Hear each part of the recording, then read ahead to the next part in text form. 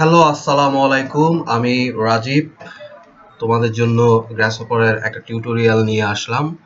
তোমরা যারা বুঝতেছো না কিভাবে শুরু করবে তাদের জন্যই মূলত এই ভিডিওটি। তো আমি এখানে লঞ্চ করলাম, তোমার গ্রাসহপারের ক্যানভাসটি চলে আসলো। এখন আমার সাথে যেহেতু যদি সহজভাবে যদি বলতে হয় যে গ্রাসহপারটা কি, এটা একটা প্রোগ্রামিং। আর তোমরা যারা ডিটেইল অনেক কিছু জানতে আগ্রহী এই বিষয়ে, তোমরা জাস্ট এই যে গ্রাসহপার 3D এই পেজটা, এই ওয়েবসাইটে গিয়ে তোমরা ডিটেইল জেনে নিতে পারবে।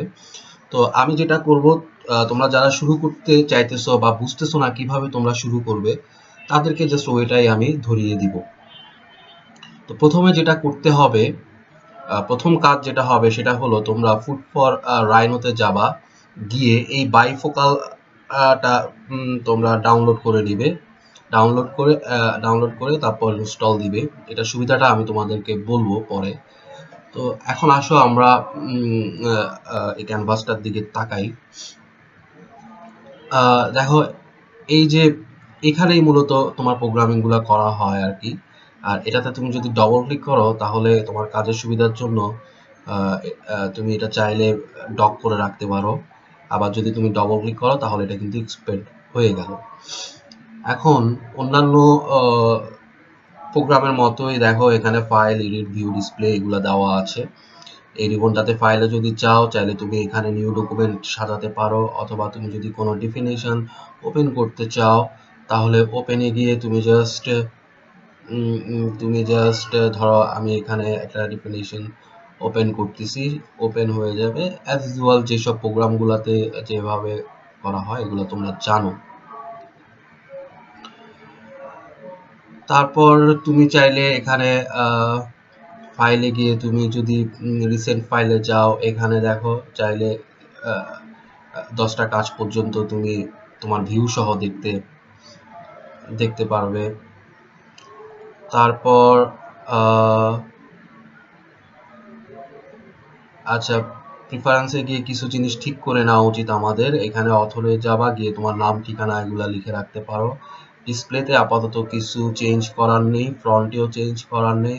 ইন্টারফেসে গিয়ে খেয়াল রাখবা যে যেন অবশ্যই ডিসপ্লে অবসোলিউট এই জিনিসটা যেন ক্লিক করা থাকে। আর এই জিনিসটাও তোমরা ক্লিক করে রাখবা, কারণ এটা দিলে দেখো যে কম্পোনেন্টসগুলো বেশি পরিমাণে দেখা যাচ্ছে।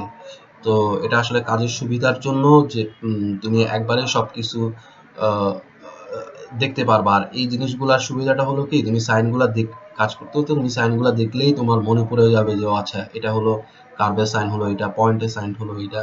তো এটা একটা সুবিধা।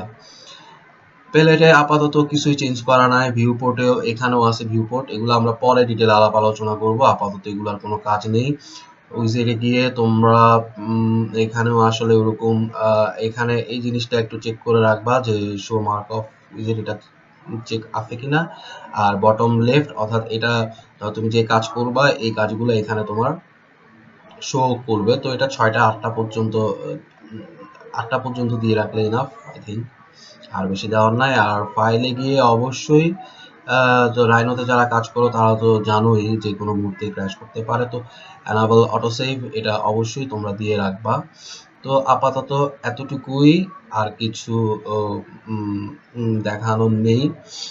এখন যদি আসো আমরা সেকেন্ড ইয়াতে চলে যাই, এখানে প্যারামস লেখা আছে, math, sets, curve, vector, surface লেখা আছে। তো আমরা এই জিনিসটাকে দুইটা ভাগে ভাগ করতে পারি, প্যারামিটার, প্যারামস বা প্যারামিটার, আর বাকিগুলোকে আমরা কম্পোনেন্টস বলতে পারি। তো এখানে লেখা আছে, আর দেখো এগুলা হলো তোমার কম্পোনেন্টস, যে সাইনগুলা দেওয়া আর কি। আর এর নিচের ইয়াতে দেখো এখানে সেভ ও ওপেন ফাইল, তারপর সেভ করা, এই জিনিসগুলা দেওয়া আছে। তো এখান থেকেও চাইলে ফাইল ওপেন করা যেতে পারে। এখানে ক্লিক করলে, তুমি যদি ক্লিক করো তাহলে তোমার ফাইলে চলে আসবে আর কি, এই ধরনের ফাইল চলে আসবে। ইচ্ছা করলে ড্র্যাগ এন্ড ড্রপ করেও করা যায়। তো এগুলো আমরা ধীরে ধীরে আমরা বোঝার চেষ্টা করব, জানবো। তো আজকে মূলত ইন্টারফেসটাই তোমাদেরকে দেখানো বা শুরু করার জন্যই মূলত করা।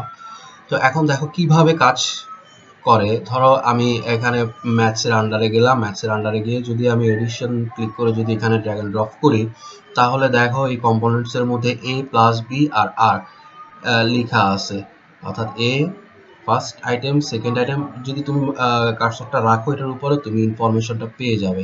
এখন আমি যদি ধরো 6, আমি যদি ক্যানভাসে ডবল ক্লিক করি, ডবল ক্লিক করার পর যদি আমি 6 লিখে এন্টার দিই, একটা নাম্বার